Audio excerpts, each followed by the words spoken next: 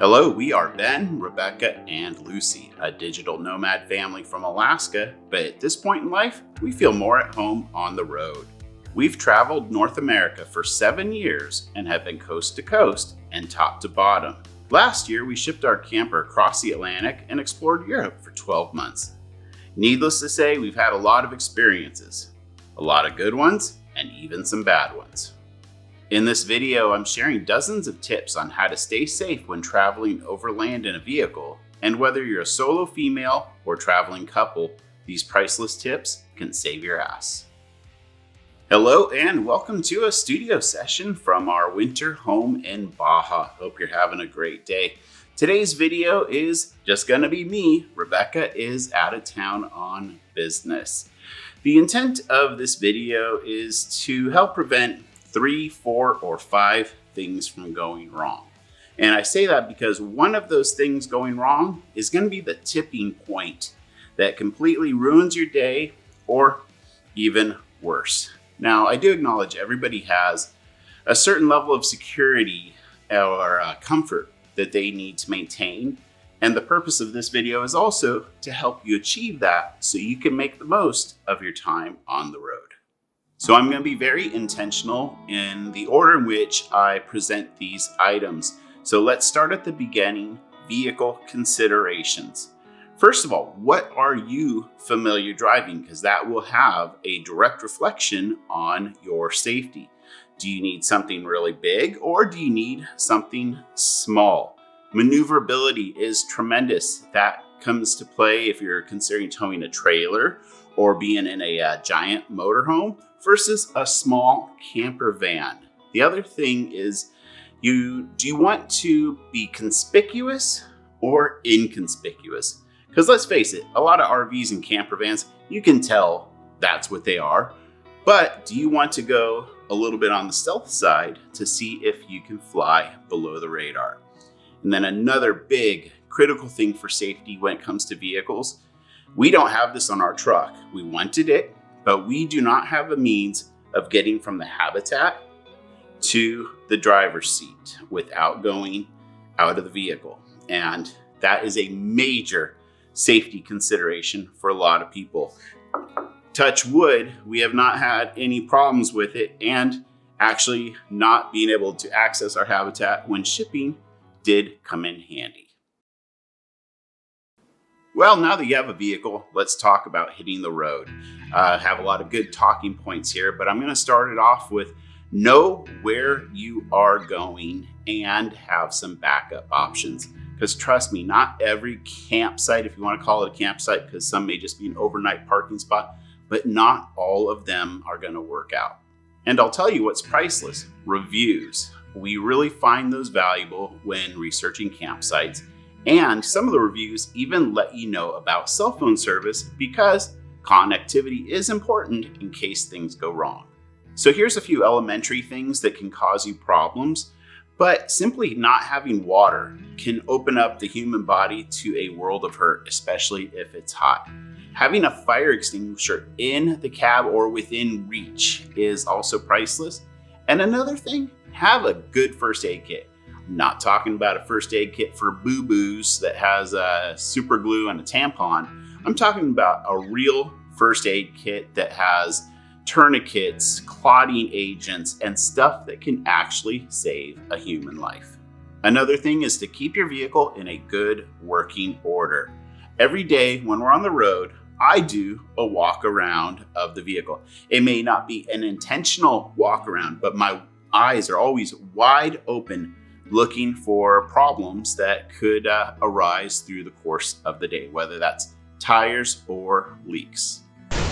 Pardon the interruption, but while editing this segment of the video, I thought of something else I really needed to share with you. If you don't have it already, some mechanical knowledge is priceless. There's actual places where you can go and learn mechanical knowledge, or you could jump into the world of YouTube videos. But being empowered and able to resolve problems is critical for life on the road. And another one we've had to learn the hard way: check the weather and know your vehicle's limitations. We have made this mistake before when we were in our giant motorhome, which happened to suck on snowy roads, hence why we now have a 4x4 expedition vehicle that can trudge us through the most extreme conditions. But that weather can be snow, or it could even be extreme heat, and you have to just play your hand accordingly. Let's move into some talking points that may happen while you are driving. First of all, very simple, wear a seatbelt and lock your doors. What that does is it prevents you, or helps prevent you, from getting ejected out of the vehicle. That's not a good thing.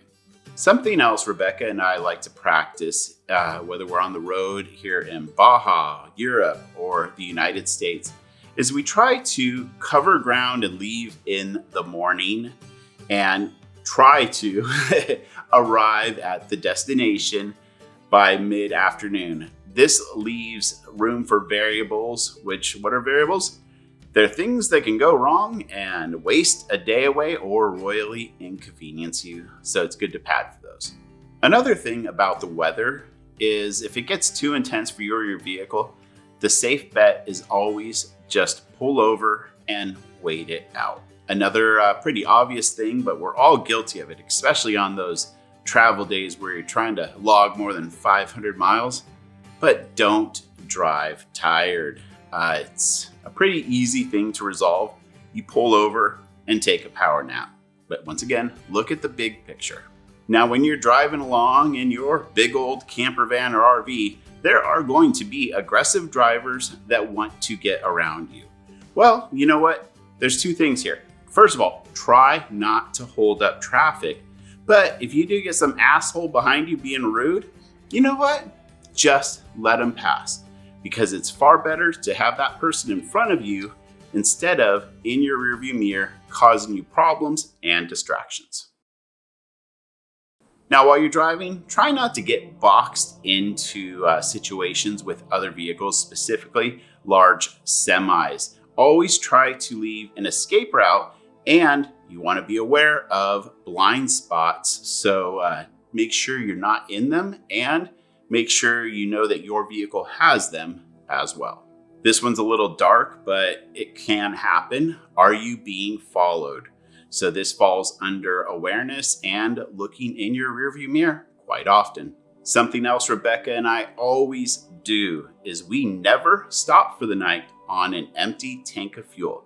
We always make sure we have at least 100 miles to bug out in the event that anything happens. It could be an emergency trip to the vet, an emergency trip to the hospital. The possibilities are endless, but don't add a delay if you need to hit the road quickly. Well, there's safety in numbers. So you don't necessarily have to travel alone. You can find a few friends, travel together. I know it's very common here in Baja, despite us being completely comfortable traveling the peninsula on our own. But a lot of people do form a caravan to get from point A to point B, and it can also be fun. This last point about things that may happen on the road is very critical, but make sure everybody in the vehicle, if you're traveling with more than one person, knows how to drive said vehicle and also knows how to pack up camp so you can drive said vehicle.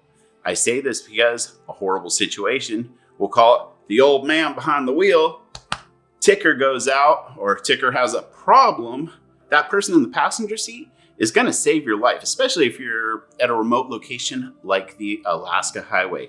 So even if it's your kids for that matter, take them to a parking lot and let them know that, hey, this is how you drive the vehicle. You can't legally do it, but if it saves my life, go right ahead. Well, good news. You had a successful day on the road and most of the things fell into place and you found a place to park or camp for the night. So now what? Some stupidly simple things, but make sure that your camper has a fire extinguisher in the back near your cooking area. A smoke alarm and CO2 detector are also priceless. And then in the way of fire prevention, they make these neat little fire extinguishing balls that can be put into the problem areas and crevices of your camper van. So if anything does happen, it will instantly put out the fire. Now, continuing on with the awareness thing, I spoke about not getting boxed in while you're driving. Well, you also want to leave yourself an escape route when parking for the night if it's in a questionable area. So that means backing into a place whenever possible. And another thing, now that you have parked, make sure you set that parking brake and leave it in gear if it's a manual transmission. More so, obviously, if you are parked on a hill. But I can tell you, there's been a lot of times when we have been parked somewhere in a precarious position where we could either roll one direction or the other, and it would not have been a good thing. And now the sun's gone down, you want to put up your blinds. All I know is that our camper, when it's nighttime, the lights are on inside the camper, and if the blinds are open, it's like we're in a fish tank. Once again, drawing attention to yourself. Now, when you are in a camping location where you can get out all your fun accessories, well, try to put those away at night unless it's a 100% safe scenario. The idea behind this one is to keep the honest people honest. One final point in the awareness while camping topic is if a problem arises, assess, can it wait till morning? Because generally speaking, if it's not a safe situation, you don't want to get out of the vehicle. So can it wait till morning?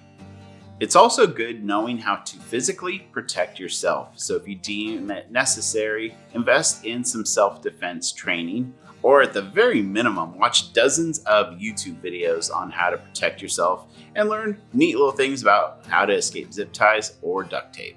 I've already touched on this a little bit, but self-awareness is key.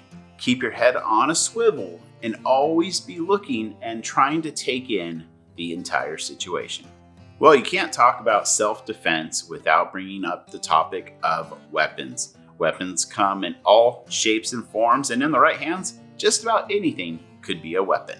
Bright lights are a wonderful weapon. They can blind somebody and also be a deterrent. An air horn, or even the panic feature on your vehicle's little remote control, could be a wonderful way of drawing attention to yourself when it's needed. Personal size mace or pepper spray is great, but you may want to consider upgrading to bear spray or wasp spray. Now that stuff can reach out and touch somebody. Stun guns are always shocking.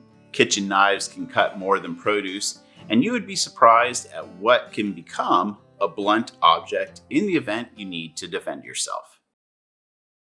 I'm going to talk briefly about guns, and they are a great form of self-protection when it's held in the right hands.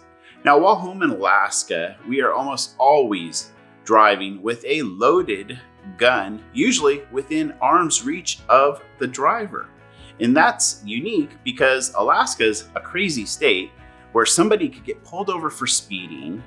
They could have a loaded pistol concealed in their jacket and a big old bag of weed on the dash. And you know what? They're only getting a speeding ticket. So the point I want to make is that each state has its own laws, so you want to know them. And a gun is a liability if it's not in the hands of somebody who is properly trained and mentally prepared to use it. We love dogs. Dogs are also great for protection. They do a good job of alerting you to potential problems. And if it's a big dog, our Lucy's not big, but I'm sure she'd put up an effort. A big dog can do an excellent job of protecting its owner. Another thing that's a good deterrent is a simple beware of dog sticker or even a save my pet sticker. Because what that does, if somebody's gonna break into your camper, it makes them think, hey, is there a big old dog in there?